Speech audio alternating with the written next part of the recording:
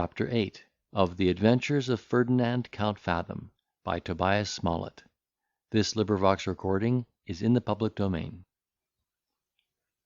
Be this as it will, our lovers, though real voluptuaries, amidst the first transports of their enjoyment, did not neglect the great political aim of their conjunction.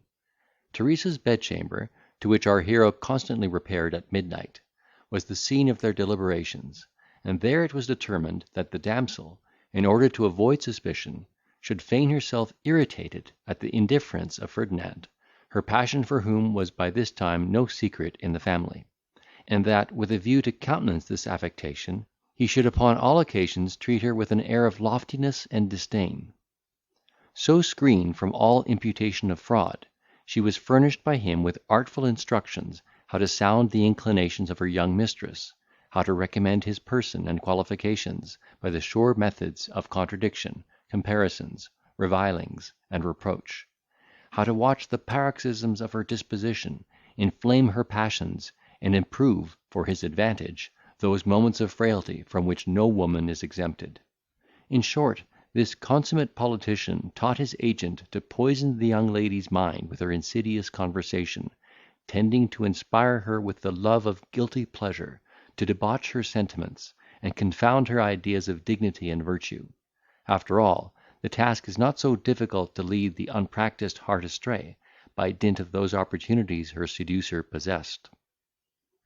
The seeds of insinuation, seasonably sown upon the warm luxuriant soil of youth, could hardly fail of shooting up into such intemperate desires as he wanted to produce, especially when cultured and cherished in her unguarded hours, by that stimulating discourse which familiarity admits, and the looser passions ingrafted in every breast are apt to relish and excuse.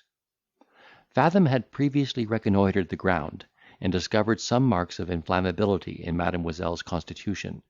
Her beauty was not such as to engage her in those gaieties of amusement which could flatter her vanity and dissipate her ideas; and she was of an age when the little loves and young desires take possession of the fancy. He therefore concluded that she had the more leisure to indulge these enticing images of pleasure that youth never fails to create, particularly in those who, like her, were addicted to solitude and study. Teresa, full fraught with the wily injunctions of her confederate, took the field, and opened the campaign with such remarkable sourness in her aspect when Ferdinand appeared, that her young lady could not help taking notice of her affected chagrin, and asked the reason of such apparent alteration in her way of thinking. Prepared for this question, the other replied in a manner calculated for giving Mademoiselle to understand that, whatever impressions Ferdinand might have formerly made on her heart, they were now altogether effaced by the pride and insolence with which he had received her advances, and that her breast now glowed with all the revenge of a slighted lover. To evince the sincerity of this declaration, she bitterly inveighed against him, and even affected to depreciate those talents in which she knew his chief merit to consist, hoping by these means to interest Mademoiselle's candour in his defence. So far the train succeeded. That young lady's love for truth was offended at the calumnies that were vented against Ferdinand in his absence. She chid her woman for the rancour of her remarks, and undertook to refute the articles of his dispraise.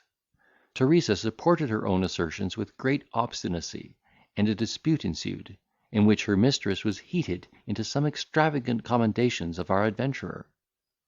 His supposed enemy did not fail to make a report of her success, and to magnify every advantage they had gained, believing in good earnest that her lady's warmth was the effect of a real passion for the fortunate Mr. Fathom. But he himself viewed the adventure in a different light, and rightly imputed the violence of Mademoiselle's behaviour to the contradiction she had sustained from her maid, or to the fire of her natural generosity glowing in behalf of innocence traduced.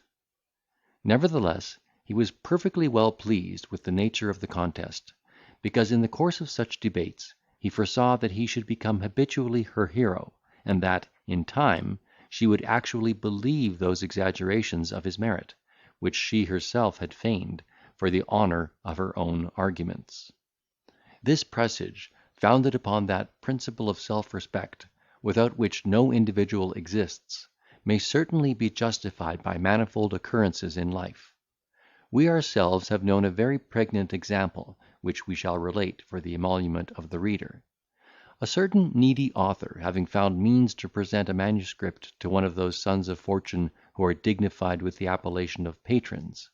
instead of reaping that applause and advantage with which he had regaled his fancy, had the mortification to find his performance treated with infinite irreverence and contempt, and, in high dudgeon and disappointment, appealed to the judgment of another critic, who, he knew, had no veneration for the first. This common consolation, to which all baffled authors have recourse, was productive of very happy consequences to our bard; for, though the opinions of both judges concerning the piece were altogether the same, the latter, either out of compassion for the appellant, or desire of rendering his rival ridiculous in the eye of taste, undertook to repair the misfortune, and in this manner executed the plan. In a meeting of literati, to which both these wits belonged, he who had espoused the poet's cause, having previously desired another member to bring his composition on the carpet, no sooner heard it mentioned, than he began to censure it with flagrant remarks of scorn, and, with an ironical air, looking at its first condemner, observed, that he must be furiously infected with the rage of patronising, who could take such a deplorable performance into his protection. The sarcasm took effect. The person against whom it was levelled, taking umbrage at his presumption, assumed an aspect of disdain, and replied with great animosity, that nothing was more easily supported than the character of a Zoilus, because no production was altogether free from blemishes, and any man might pronounce against any piece by the lump, without interesting his own discernment. But to perceive the beauties of a work, it was requisite to have learning, judgment, and taste; and therefore he did not wonder that the gentleman had overlooked a great many in the composition which he so contemptuously decried. A rejoinder succeeded this reply, and produced a long train of altercation, in which the gentleman, who had formerly treated the book with such disrespect, now professed himself its passionate admirer, and held forth in praise of it with great warmth and elocution. Not contented with having exhibited this instance of regard, he next morning sent a message to the owner, importing that he had but superficially glanced over the manuscript, and desiring the favour of perusing it a second time.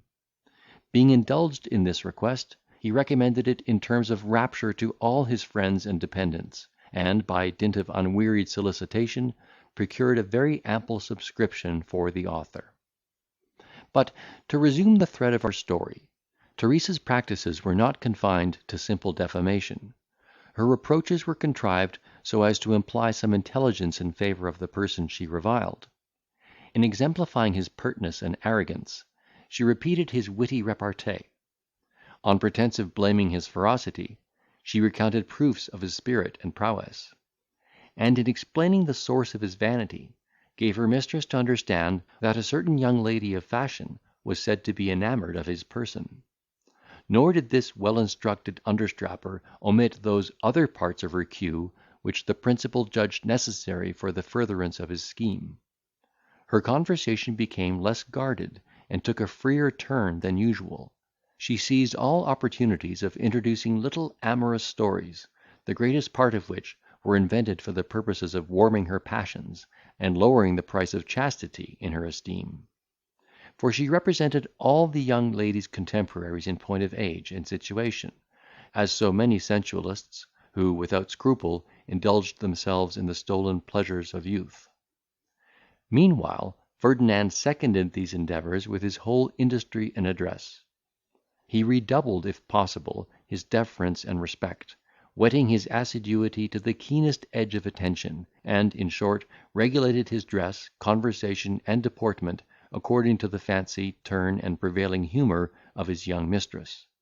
He moreover attempted to profit by her curiosity, which he knew to be truly feminine; and, having culled from the library of his patron certain dangerous books, calculated to debauch the minds of young people, left them occasionally upon the table in his apartment, after having directed Teresa to pick them up, as if by accident, in his absence, and carry them off for the entertainment of Mademoiselle. Nay, this crafty projector found means to furnish his associate with some mischievous preparations, which were mingled in her chocolate, tea, or coffee, as provocations to warm her constitution. Yet all these machinations, ingenious as they were, failed not only in fulfilling their aim, but even in shaking the foundations of her virtue or pride, which stood their assaults unmoved, like a strong tower built upon a rock, impregnable to all the tempestuous blasts of heaven. Not but that the conspirators were more than once mistaken in the effects of their artifices, and disposed to applaud themselves on the progress they had made. When at any time she expressed a desire to examine those performances which were laid before her as snares to entrap her chastity, they attributed that, which was no other than curiosity, to a looseness of sentiment; and when she discovered no aversion to hear those anecdotes concerning the frailty of her neighbours, they imputed to abatement of chastity that satisfaction which was the result of self-congratulation on her own superior virtue.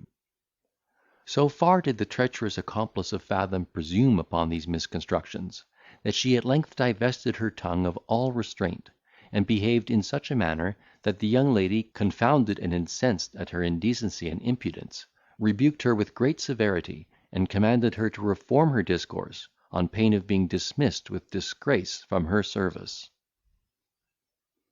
Chapter 8.